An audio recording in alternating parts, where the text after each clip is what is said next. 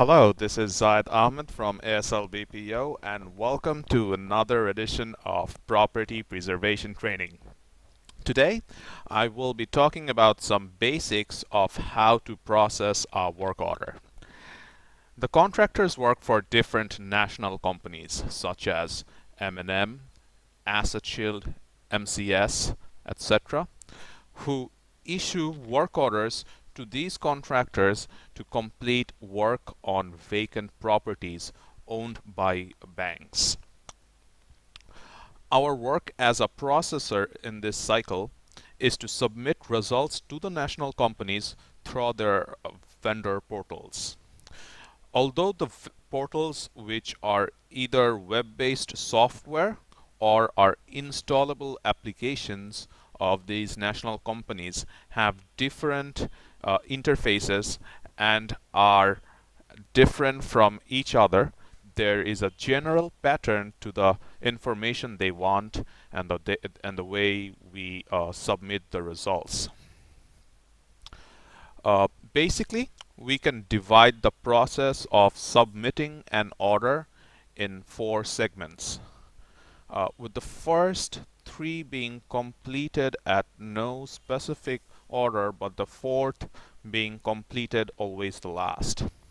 So the 4 segments of, basically whichever order you process,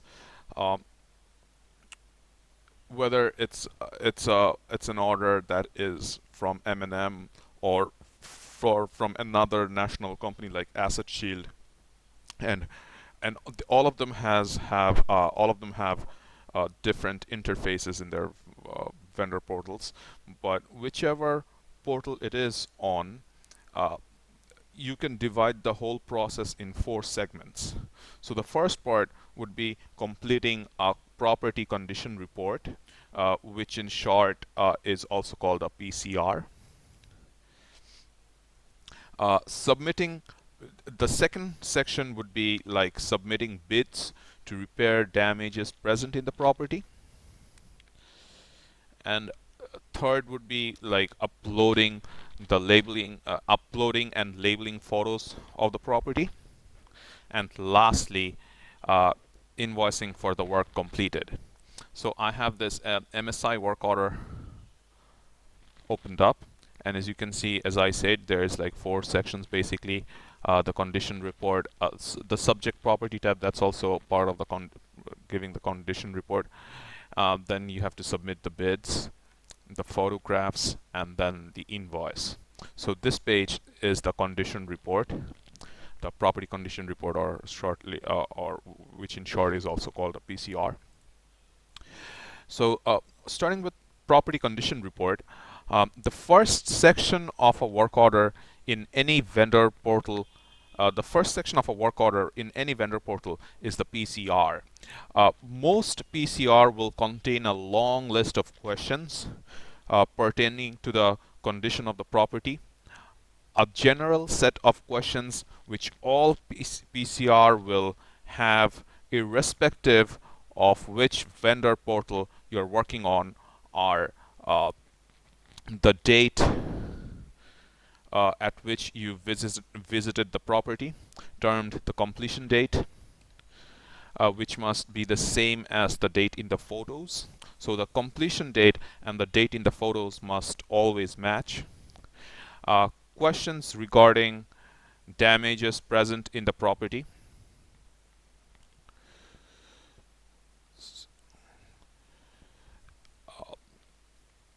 Then also called a damage report section, and a general set of other questions regarding the type of property and its current condition.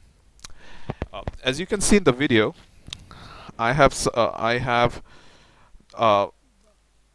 PCR format opened up.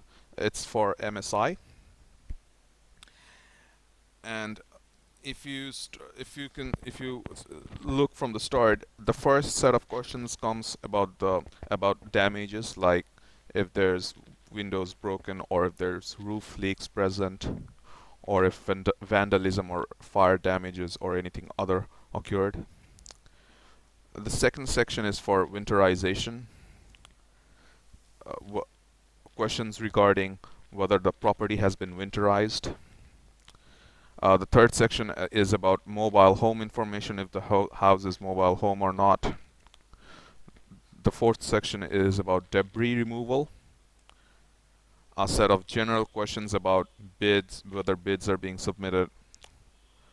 And then there's another set of questions regarding the rooms, like what is the condition of the living room, the walls, panels, floors, if they're good, fair, poor, or are missing, if there's any sections of the wall panels missing or the subfloor. And they're all the questions are like differentiated by rooms, like living rooms, dining room, bedroom, bathroom, kitchen, utility, and if the appliances, these four appliances are present, or are they missing or not. And as an example, so this is like a MSI PCR, and this I have got here is M&M PCR. So this is like this is a work order that is in MSI. The vendor portal is called MSI, and this is their PCR, and this is called M&M. And as you can see, the interface is different. So, and the questions for the property condition report are different too. But as you can see, just like they had a portion where you had to they asked for damages, there's also a portion here that asked for damages, whether there are roof leaks present. So you also had a question here, roof leak, but this here in M&M it's a bit more detailed. There's a section for security, which you also had here, security, but it's a bit different. It went along with the damage reports, questions regarding the damages, but in M&M it's much more different. Then there's a section for winterization. In MSI there was also a section for winterization, and so there is also for one in M&M. And as you can see, the different sections have different questions. This is about lawn maintenance, whether initial grass cut was done, or whether a bid needs to be submitted. Appliance section, whether these appliances are present or missing. There was a similar section here also. So see, the full PCR is whether whichever the whichever interface we are working on, whether the questions are almost similar. And then I'll show you one for Five Brothers. So this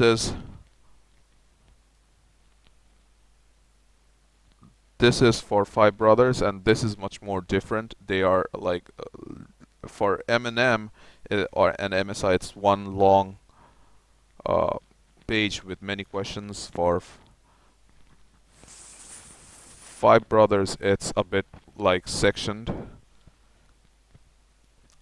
You have violations, then securing, winterization, a long list of questions, yard maintenance, debris removal, roof, damages, and appliances, etc. So the whole PCR is in different tabs, that all of which you must complete. And then you have one for MCS, and as you can see, it's a here's just property information, and then there you have damages, winterization, completion info.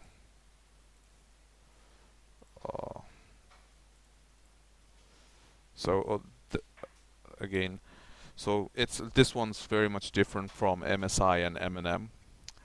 And then lastly, you also have this is for safeguard, and again it's a bit like MSI and M&M, with one long page of a lot of questions, but you get the picture.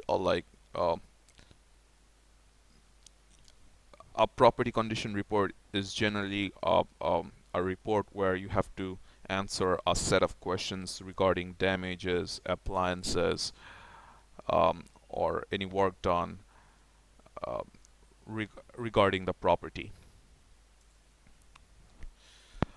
Next comes submitting bids. Submitting a bid means that we provide a statement to the national company saying that a certain damage or issue is present in the property, and if the contractor is to repair or cure it, they can do it at a certain price, which we provide in the bid. If the bank approves, uh, bid descriptions, which we mostly have in pre-formats, needs to be detailed uh, and must contain the location of the damages or issue present. The amount or so bid descriptions, which we mostly have in pre-formats, needs to be detailed and must contain the location of the damage or issue present, the amount or quantity of the damaged parts, and the cause or of the issue or damage for which it occurred, along with how we will cure it.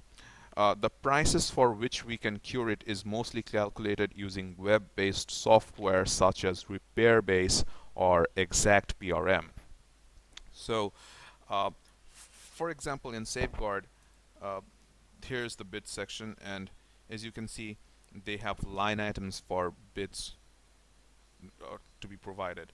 So, if I say, for example, want to provide a bid saying that the gutters are clogged with debris and we need to clean it, I would have to select this section, and I would have to give the linear feet, stating that how many linear feet of gutters might need to be cleaned. Say there's like 120 linear feet of gutters that needs to be cleaned, and the bid amount here, it auto generated, so that's something easy, and there's no real description box that I need to fill out.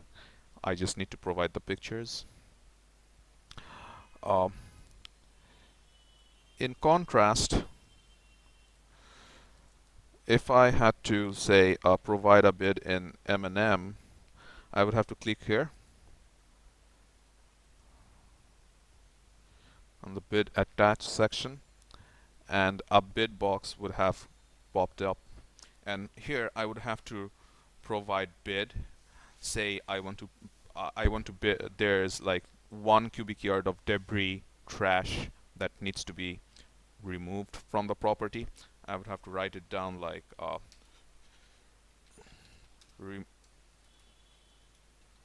bid to remove 1 CYD of exterior debris, $50. So I would have to provide bids writing over here, in contrast to like selecting line items in Safeguard.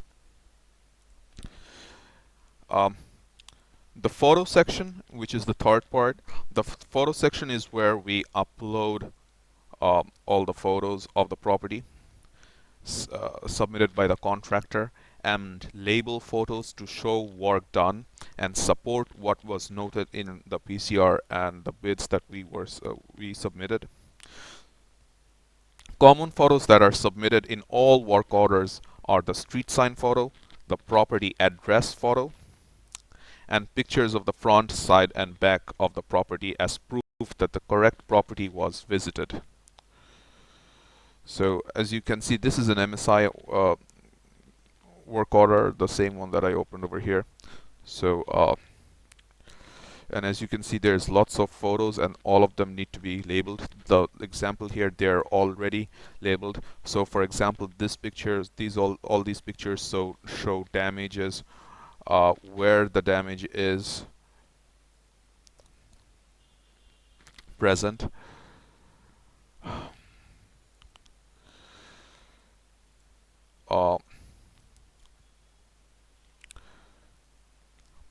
All work done photos will also have a set of before photos showing the condition of the property before the work was done, a set of action or during photos showing that the work being done, and a set of after photos showing the condition of after the work has been completed.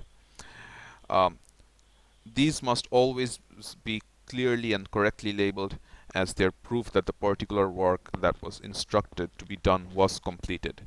So for example, if you saw my previous video on winterization, there were a set of pictures that I showed that was before winterization was done, and there were a set of pictures of during action photos showing that the winterization was being done, and then there was a section of pictures that was the after photos showing the condition after the winterization was done. So that is an example that you can see in my last video on my previous blog. Uh, Lastly, the invoice section is where the invoice for the work that the contractor completed as per instructions are provided. In orders where the contractor did not complete any of the work and only visited the property, either because the contractor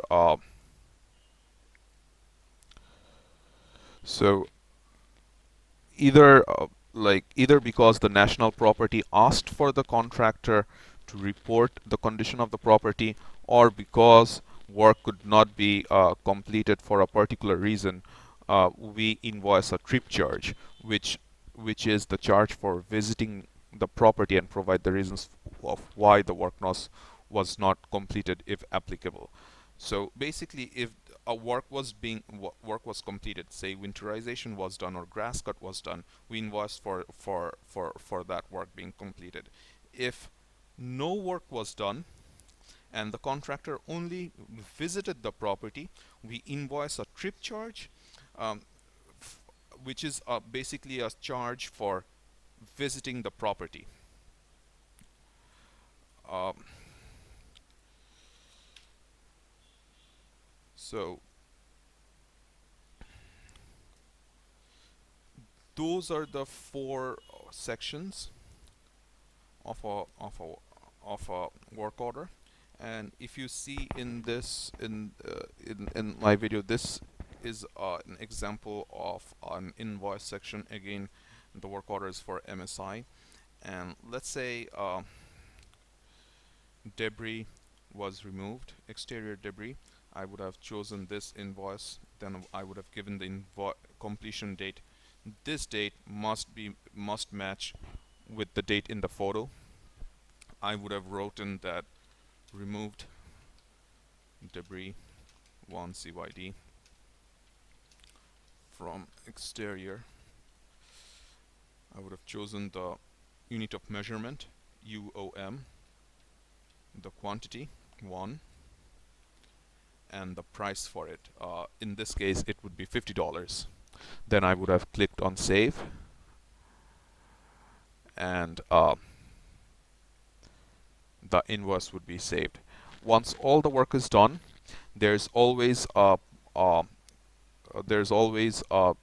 tab that from where you can submit the work order button. So for example, a submit button, if after all the work is completed, after we process the whole work order, we always click the submit button to submit the order. Lastly, like whichever vendor portal we work on, all the aforementioned will mostly hold true when processing a work order. And I say mostly because sometimes they might not be as long as I showed. For example, grass cut orders do not have a very long PCR to be filled out. They sometimes do not even have a PCR that you need to fill out.